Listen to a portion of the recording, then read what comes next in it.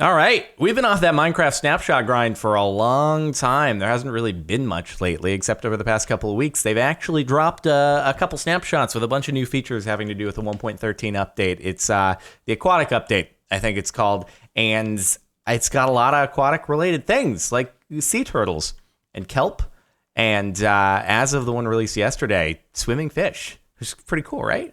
That's something we haven't ever had before in 8 years of Minecraft existing. So most of the feature changes, they have to do with the ocean, so we're going to have to dive right in to check it out. Literally. Here, if we go into F5 and we sprint and we dive in, we'll actually start swimming. That's pretty cool, right? Never had swimming before.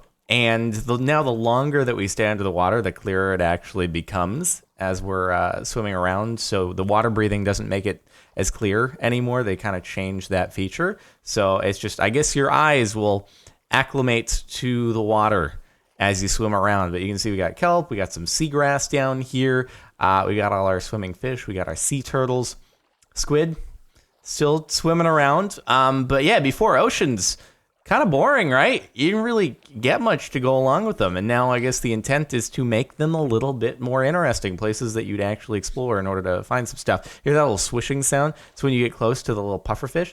That's a pufferfish right there. Hold on, we'll go into first person just to see it a little bit closer. That little bitty guy right there that I'm pointing at, you get close, and he's going to puff up. And it'll actually poison you, so they kind of suck. I'm not going to lie. But what you can do is you can catch these fish in buckets. It's pretty great. Hold on, I want to monitor my egg over here. I got a little turtle egg that's about to hatch. We'll get into how that works in a moment, but I just want to make sure I don't miss it because it's got to make the grand traverse from the sand into the water, as little baby sea turtles actually have to do. You know, the sea turtles that come on land, they lay the eggs in a little sand thing, and then it's like a super hazardous journey where a lot of the sea turtles don't actually make it. I think it's a little different here. But no, it's a real thing. If you ever watch like National Geographic or Discovery Channel, something like that, probably when Discovery Channel wasn't mostly reality TV. There used to be that sort of stuff. Anyway, here, I'm going to try to catch a pufferfish in a bucket, because you can do that. And it's pretty great, but I think I need to be in survival in order to make that work, because I got to fill the bucket with water, because it has to be a bucket full of water, otherwise they drown, because gills and all that. And boom! Yeah, I got a pufferfish in a bucket. Look at it. It looks so unpleasant. Look at that icon right there. It's like, oh God, I'm kind of half drowning and half not. And this is really uncomfortable. And it's a tight squeeze because I'm all puffed up. But it's okay. Any fish you can catch in a bucket, cod, salmon, those are the other ones. And you put it down and you basically get a source block with the fish in it. And then you can, ow, okay, no. And you can recatch. It'll try to go to the ocean, but these dudes will poison you. It's a little bit obnoxious. But that's fine. I get it. If you hit them, though, it turns into, normal pufferfish drop that you would usually get. Get a lot of health there. Okay, you poisoned me posthumously. Nice.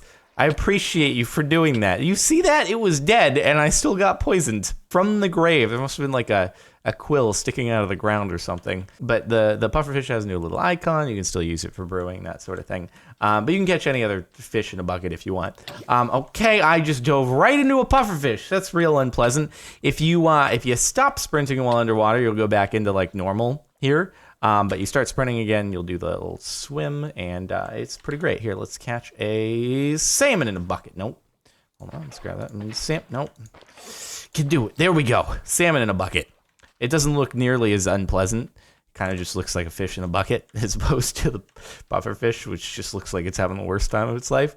But again, you do that, and then if they're on land, right, they'll flop around. They'll try to actually make it to the ocean, it seems like, but they do need air or water in order to survive, unsurprisingly. But you take it out, and you got yourself some raw salmon. You can cook it as usual. And all that good stuff. Makes it a little bit easier to acquire fish, actually, as opposed to having to use a fishing rod. You can actually transport these into some kind of pool that you have near your place. Oh, I think we're going to have some hatching soon. You see that? We got some lines on the egg here that seem indicative of a little baby turtle about to pop out. I just don't want to miss this, because I've been waiting on this for quite some time now. All right? And then I'll actually show you the what comes first as far as the turtle laying the eggs, but just Give it a moment. Here, I'm just going to collect some kelp in the meantime. We can do some kelp smelting while we're waiting on the turtle egg to hatch. So you can collect kelp by just breaking kelp. Pretty straightforward. It'll kind of float up to the surface there. You can catch it that way as well. And if you want to eat kelp, it's not really useful in its current form. You can just throw it into a furnace or shift-click it into your inventory like I just did. That works too. And then put some coal in. It'll start smelting, and it'll give you dried kelp. Just don't want to miss it. I don't want to miss it. This is going to be a monumental occasion. Big things happening here. We don't want to miss it. So you get the dried kelp, and we need 9 of those in order to make the storage block. But hey, are you going to watch your baby? It's going to hatch in a moment. It's a big deal. Look at it. Look. You did that. I don't know if that's the one that actually did that, but look at it. This is not very characteristic behavior, ladies and gentlemen. Usually sea turtles, they abandon after they lay the eggs. This is a truly devoted sea turtle mother we're witnessing history. Generally, they don't care. Generally, they swim off into the ocean and ignore their babies, just as this one appears to be doing right now. Now, don't worry. You're still loved. It's fine. Yeah, I guess I can show you the whole breeding mechanic while this thing is about to hatch. So first off, you need a bit of seagrass. That's the ones that aren't kelp, pretty much, and you can only harvest it using shears, but those are easy enough to get a hold of. You harvest some of that, and then, well, we don't have any. Hey, do you want seagrass? Of course you do. Of course you do. Okay, come over here. I'm gonna need you to find a mate though, real quickly. It's a good thing I've got one right over here for you, just for you. Here, you ready? Newly created, fresh for you to mate with. There we go. All right, you two. You ready to make another one of these? All right. Click on those with the seagrass. They're going to do a thing. And it's a whole new breeding mechanism. It's really cool. Just like in the real world, they actually dig a little nest in the sand, whichever one is going to be doing the egg laying, and then they just, boop, pop out. Woo, we got a triple egg here. Well, that's pretty cool. Man, you did some work here. I don't remember which one did this one over here, but you did way more work. We got triplets. It's a big deal.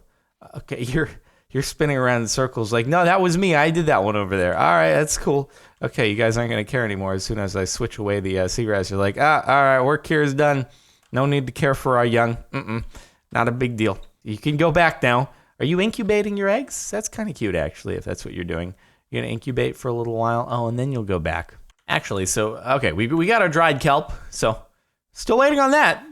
But in the meantime, so dried kelp is actually edible. A little snack for you. We just got to reduce our hunger a little bit by running and jumping around until we can actually eat it. Then we can also convert it into a storage block. If you ever find yourself having just a little bit too much dried kelp on hand, then you can do that. This looks like something you'd find at, I don't know, some kind of Japanese market, just a pallet of seaweed all wrapped up nice and tidy in rope. It's a lot of seaweed. Here we go. Let's, we're down half hunger, so we can eat that up, and we're back full. Pretty good. Pretty tasty. If only we could make sushi rolls now. I feel like that's what's missing. Hopefully that'll be introduced before the update is fully released. We'll see, though.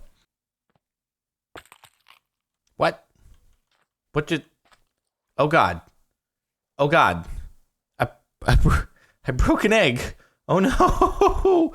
Wait, does that do... Ah! Oh, don't jump on the eggs. Oh, no. Oh, no. Oh, I'm glad I didn't do it on the one that's near hatching. Oh, God, that would have ruined everything. Wait, so you just... Ah! Oh, that's not good at all, is it? Okay. Pretend that didn't happen. I feel like I'm about to get a letter from some sort of conservation agency. Don't do that. All right, I'm thinking there might be a bug with turtle egg hatching. According to the wiki, it's supposed to be like 6 minutes. It's been like 20.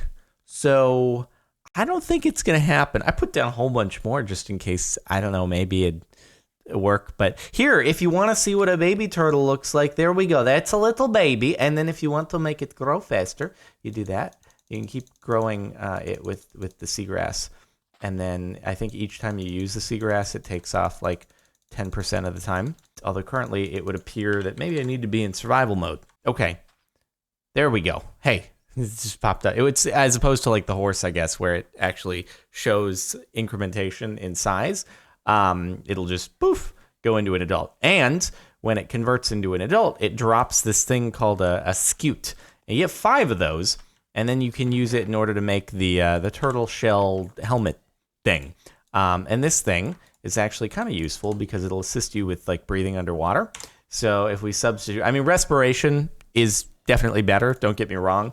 But if you don't have that available, you'll always have water breathing, like 10 seconds of water breathing on reserve whenever you're up on land. And so then when you jump in the water, it'll start like counting it down. So basically it just gives you 10 extra seconds of being underwater before your bubbles start to decrease. Speaking of the bubbles decreasing, there is actually a change in that behavior. So I'll let it go down a little bit. And then you'll notice it doesn't actually replenish it instantly when you go back up to the surface. So here, I'll just peek my head up a little bit. And now it went up to 7, but it regenerates every bubble like on a delay. So here, wait for it. 3, 4, 5, 6, 7, 8, 9, 10, and now it's back up to full. So there we go. Just a little difference in how the breathing mechanic works. So this just gives you 10 seconds extra. I think respiration as a whole is far more useful. Or you can do a little combo wombo, and you can put on the helmet, jump in the water, and then you can switch out for the respiration. You'll get both the respiration plus the 10 seconds extra breathing time if you're really looking to dive into like a deep cave or something. Or you could always just bring a torch underwater and, you know, replenish your breath that way, even though you can't get full air anymore instantly. So it does kind of nerf the whole torch underwater thing because, you know, the whole idea is that it would replenish your air supply immediately. You still really, I'm pretty sure it's just not going to hatch at this point. But that's fine. Don't worry about it. Okay, another really, really cool, useful thing. Probably useful in like adventure maps and stuff. So if we switch back into creative here, watch. I'm gonna dig. It's not gonna work in sand, is it? No, it's not. Let's try to find another location where this might actually work. How about like right here? So we'll dig into here. And watch this, actually kind of nifty. So I'm going to go into F5 just so you can see it better. So you go into sprint so that you're actually swimming underwater. And you can make your way into 1-by-1 little caves, which is kind of cool. And then you can back out if you want. If you stop sprinting, it'll like stand you up. It's a little bit awkward, but I guess it doesn't matter in this situation because there was sand there. But it won't actually suffocate you. I don't think. So if we go back into survival mode, swim, and we stand up in here, I don't think it'll actually suffocate me. It should just, well, I'm standing up inside of an open space here, but when I was testing it earlier, it kind of just, it's easier to look around when you stand up if you're in F5 mode, but you'll be able to get out and it won't be too big of a deal. You'll be fine. But it's a cool way to add into like, I don't know, secret entrances and stuff like that. You could just do a little 1-by-1 opening and make your way into your underwater base that way.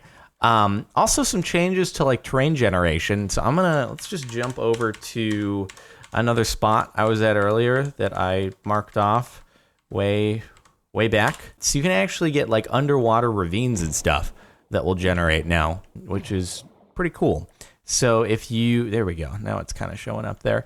So that's an underwater ravine that's generated. And in some of them, you get like magma blocks that generate down at the bottom. And they cause these bubbles to emit. And you can actually breathe in them, which is kind of nice. You'll notice that my air supply is not going down while I'm swimming through here.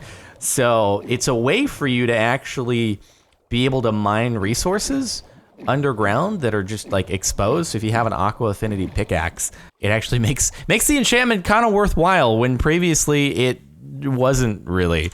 So here, let's just we'll go back into creative and grab ourselves a pickaxe real quick. And so obviously it's going to take a while to be able to mine stuff, but you can still do it with a regular pickaxe. But you get that aqua affinity on something, and now all of a sudden when you find a ravine like this where you can breathe just by swimming through the air bubble flow, you can get a lot of resources that way. So it actually makes exploration down here pretty useful because it's almost like being able to fly inside of a normal ravine that you would find underground. Along with this, you'll actually get some like underwater caves that generate, which sounds kind of like my worst nightmare, but hey, you know, if you feel like doing that, probably ensure that you have respiration and stuff. It is interesting though, when you're swimming through the bubbles, you'll sink down a little bit just because I assume you're falling through the air pockets. But it's pretty cool. And then I had one more location marked off. I can scroll up to it. Underwater temples now. They actually look a lot more in place.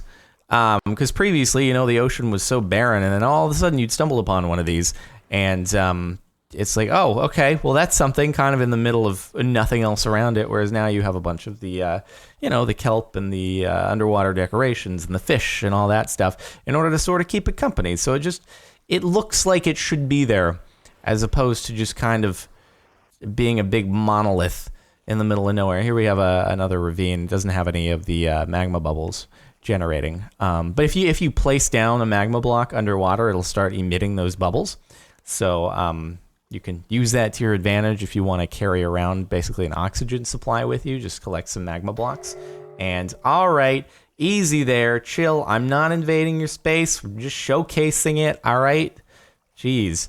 So yeah, there you go. Underwater temples looking, you know, a little bit more in place. And there's some more features that haven't been implemented yet that'll make the underwater even more exciting, which are I believe they're going to be implementing buried or shipwrecks, and then dolphins as well. And the dolphins will supposedly like lead you to the shipwrecks.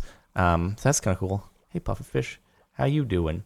And as you can see, like the longer you're underwater, the clearer it becomes to look around. I don't know how long in order to reach like maximum clarity, but it's a thing. So anyway, that's like a pretty basic overview of kind of the new stuff. Sorry we didn't get to see a sea turtle hatch, but it didn't seem like they wanted to cooperate at all. So, oh well, I'm sure it'll happen at some point. There's a new boss. We'll check that out in like another video or something. But yeah, for now, hopefully you enjoyed. Make sure to like if you like. Check out the playlist in the description if you want to catch other updates from the past and whatnot, but you're probably familiar with those already at the moment. Subscribe if you're not already, and that'll be it for this video. New underwater stuff. Pretty nifty. All right, I'll see you next time.